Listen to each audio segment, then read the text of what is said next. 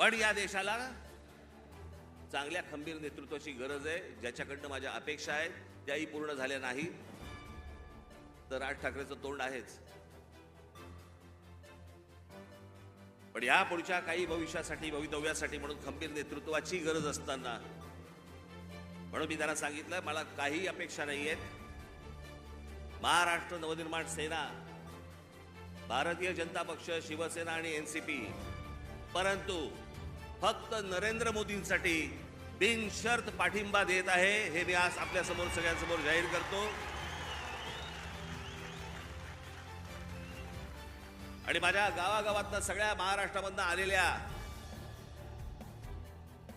माझ्या सर्व महाराष्ट्र सैनिकांना मला फक्त एकच सांगायचंय,